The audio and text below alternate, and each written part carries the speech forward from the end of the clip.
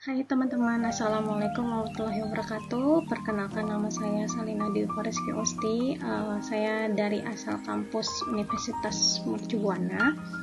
Di sini saya akan menyampaikan materi terkait mata kuliah Sistem Informasi Geografis. Materi yang akan saya sampaikan di sini adalah terkait pengenalan pemrograman GIS atau SIG. Secara perkembangan evolusi ekosistem GIS dari awalnya komersial ke komunitas, awalnya itu SIG didominasi oleh perangkat lunak komersial seperti ArcGIS, dan sekarang perkembangan didorong oleh tren open source dan kolaborasi global. Untuk alternatif powerful-nya, itu munculnya alat open source yang sangat kuat seperti QGIS, PostGIS, dan GeoServer. Peran vital pemrograman dalam SIG. Yang pertama, adanya otomatisasi proses. Ini adalah peran pemrograman yang paling mendasar dan sangat meningkatkan efisiensi. Daripada mengklik berulang kali untuk memproses satu persatu data, pemrograman memungkinkan kita menuliskan serangkaian langkah seperti buffer, clip, dan menerapkannya pada banyak file yang berjumlah ratusan atau ribuan secara bersamaan, atau yang biasa kita sebut batch processing. Sebagai contoh, konversi shapefile atau format SRI yang populer ke GeoJSON dengan format berbasis teks yang ideal untuk web. Menggunakan Python dengan library GDAL, berarti kita tidak perlu membuka aplikasi SIG desktop sama sekali. Konversi ini bisa berjalan di latar belakang. Kemudian yang kedua, adanya pengembangan aplikasi custom. Ini melampaui analisis data. Pemrograman memungkinkan kita membuat produk dari awal hingga akhir.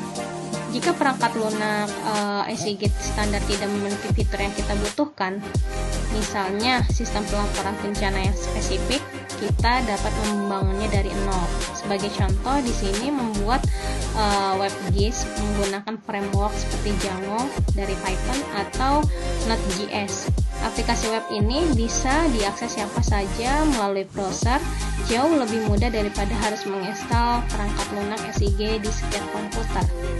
Kemudian adanya fleksibilitas dan inovasi. Pemrograman memberikan kontrol penuh atas logika pemrosesan data kita. Kita tidak terikat pada tools yang disediakan oleh perangkat lunak.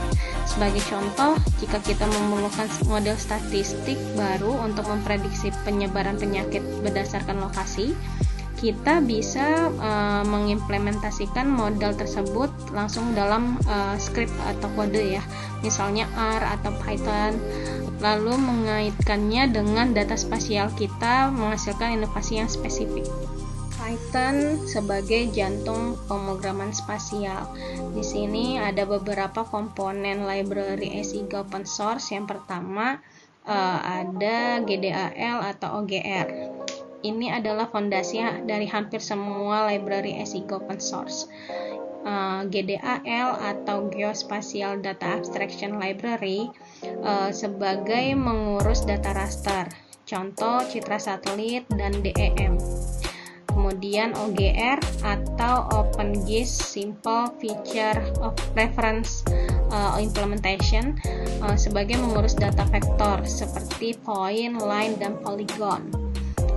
Tugas utamanya ini adalah memastikan berbagai format file seperti GeoTIFF, shapefile, netcdf yang dapat dibaca dan ditulis oleh program kita. Kemudian yang kedua, GeoPandas, gabungan dari kekuatan. Kekuatan yang pertama itu Pandas, library standar Python untuk manajemen dan analisis data tabular.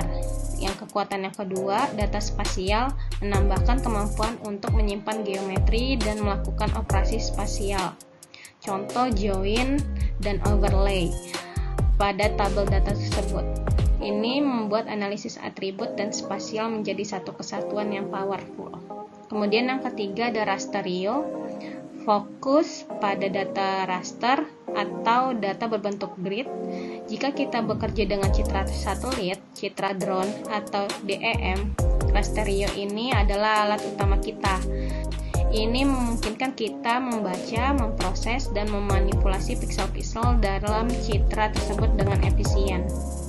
Kemudian yang keempat ada Shapely. library inti untuk bekerja dengan geometri atau bentuk. Pikirkan Shapley sebagai alat untuk menjawab pertanyaan geometris murni. Apakah poligon A berpotongan dengan poligon B? Berapa luas area poligon C?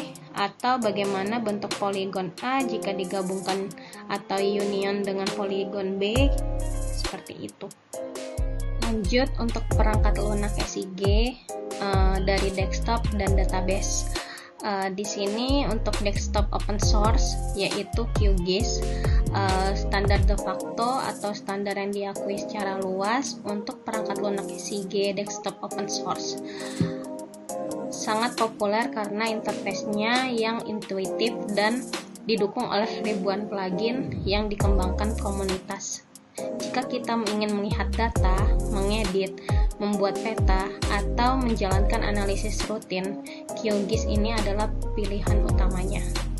Kemudian, desktop komersial yaitu ArcGIS merupakan produk dari perusahaan ESRI dan telah lama menjadi standar industri, terutama di institusi besar.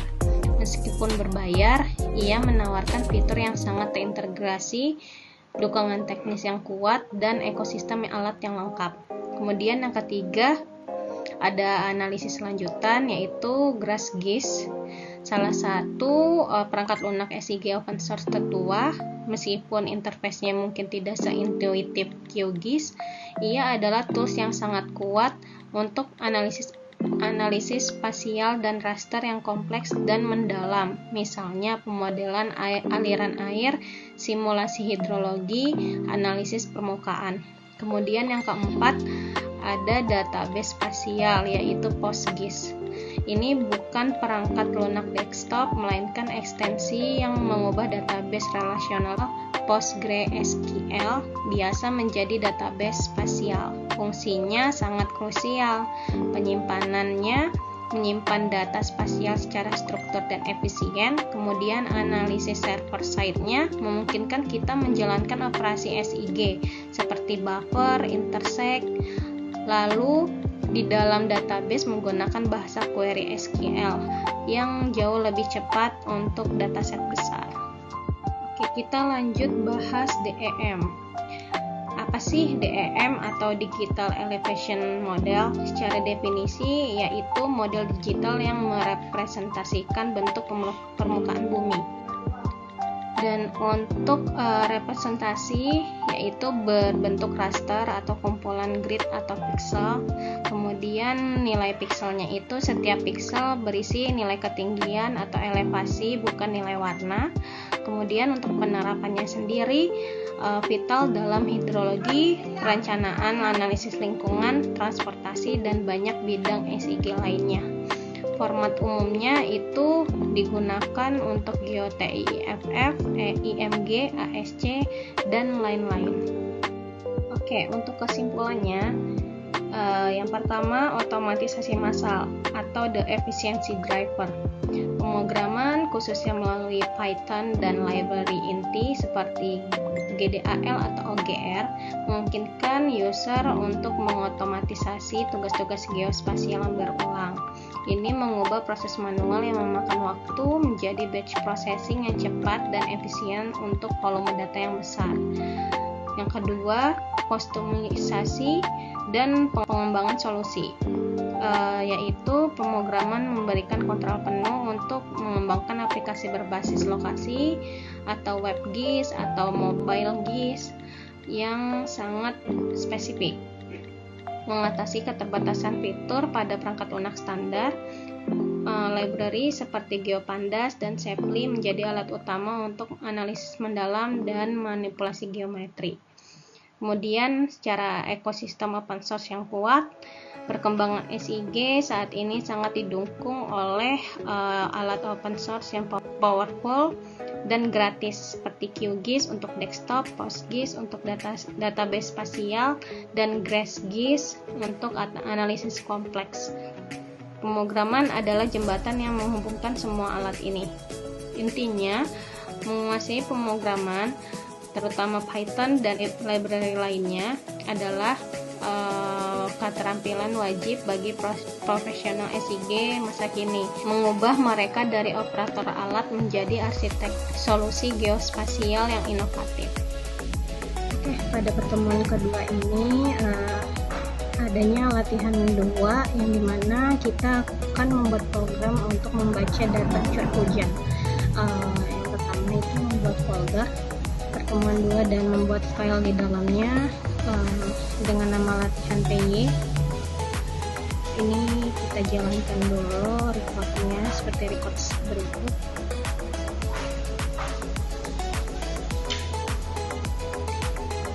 Yang pertama latihan PY-nya ini skripnya sudah ada di Word di tugasnya, kemudian dan file demtip-nya juga kita kopas juga, kemudian kita jalanin skripnya.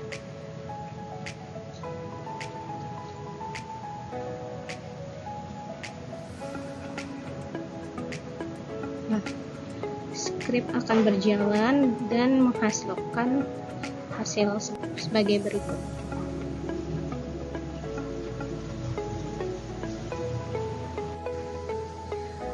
Oke, untuk skrip yang tadi udah dijalanin, maka hasilnya akan muncul seperti gambar berikut ini. Oke, cukup sekian materi yang bisa saya sampaikan. Semoga materi yang saya sampaikan tadi dapat bermanfaat dengan baik. Kurang lebihnya mohon maaf. Terima kasih. Wassalamualaikum warahmatullahi wabarakatuh. Sampai jumpa.